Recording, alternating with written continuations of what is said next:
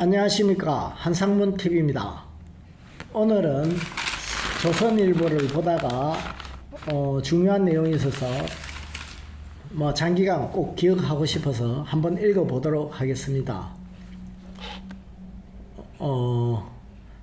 제목은 반도체, 일본의 자존심, 외교가 낳은 참거.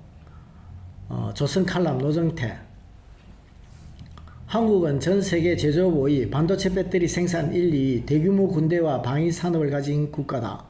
미국도 일본도 중국을 견제하고 첨단 기술 공급망을 재편하는 등 전략 목표를 실현하려면 한국의 협력이 절실하다. 이런 한국의 역량을 최대한 지렛대 삼아 동맹의 선소리 달고 치열하게 협상하고 주고받아야만 한국의 미래를 지킬 수 있다. 소위 진보 성향 일간지 한겨레의 박민의 농설위원이 지난 17일 쓴 칼럼의 한 대목이다. 이거를 읽고 필자는 신선한 충격을 받았다. 2020년대 한국에서 스스로를 진보로 여기는 이들이 수십 년 전 일본 극우 정치인을 연상케 하는 주장을 하고 있다는 사실 때문이다.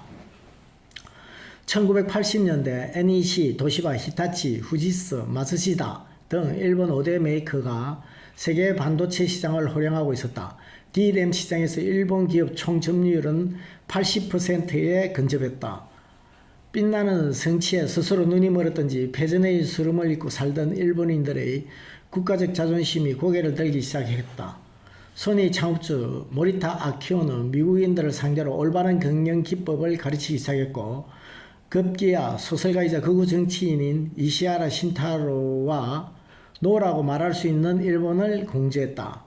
이시하라는 마치 오펙 회원국들이 석유 수출 통제를 무기 삼듯 일본은 반도체 수출을 무기 삼아 미국을 상대로 일본의 자존심을 회복할 수 있다는 포부를 내비치고 있었다. 중거리 핵무기건 대륙간 탄도미사일이건 그러한 무기의 정확성은 다른 게 아니라 바로 아주 작고 고도로 정밀한 컴퓨터에 의해 판가름 난다. 만일 일본제 반도체가 사용되지 않는다면 그 정확성을 보장할 수 없다. 일본 없이 첨단 무기를 만들 수 없으니 미국도 일본의 무릎을 꿇거나 적어도 눈치를 봐야 하는 상황이 되었다는 소리다.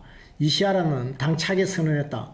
첨단 반도체는 군사력의 핵심이며 따라서 일본의 힘의 핵심이다. 어떤 면에서 일본은 아주 중요한 나라가 된 것이다. 이시하라 혼자만의 생각이었다면 미국도 별 반응을 보이지 않을 수 있다. 하지만 노라고 말할 수 있는 일본에는 모리타 아키오의 이름이 공저자로 박혀 있었다. 워싱턴 정가가 발칵 뒤집어진 것은 당연한 일. 정보기관의 내부 혈압용으로 만들어진 축약본이 서점에서 아름아름 유통될 지경이었다.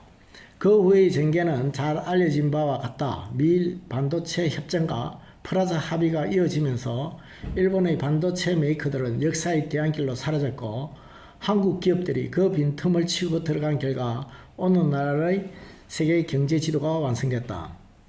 미 터프처대 교수 크리스 밀러는 치무어에서 한국 반도체 산업의 성장에 대해 인상적인 설명을 제시한다.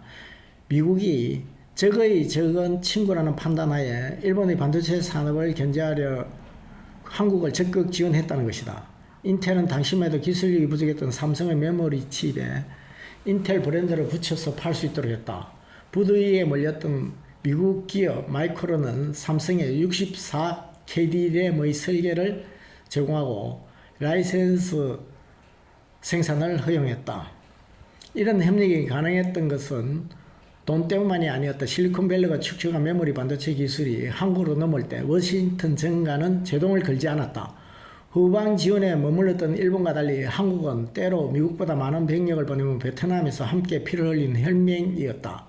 미국으로서는 슬슬 자존심을 드러내기 시작한 일본보다 좀 더 충실한 동맹국이 메모리 반도체 시장을 가져가는 편이 낫다는 인식을 품지 않을 수밖에 없지 않았을까. 그때나 지금이나 일본은 반도체 소재, 부품, 장비 분야에서 막강한 시장 지배력을 자랑한다. 미국이 제3국의 반도체 생산을 막으려면 일본의 협력을 얻어야 할 정도다. 그런 일본조차 미국 앞에서 자존심을 세우려다 메모리 반도체 분야를 통째로 잃어버리고 말았다. 극우 정치 특유의 필부지용이 낳은 설날인 결과다. 21세기 한국의 자칭 진보는 20세기 일본 그와 같은 함정으로 달려들고 있는 것이다. 일본을 이기려면 미국의 힘을 빌려야 한다. 미국은 미래지향적 한일 화해를 원한다. 일본의 지는 모습을 연출하는 것은 일본을 이기기 위한 첫 단추다. 역사를 잊은 민족에게 미래는 없다지만 우리가 기억해야 할 것은 우리의 역사만이 아닌 듯하다. 좋은 내용입니다. 감사합니다.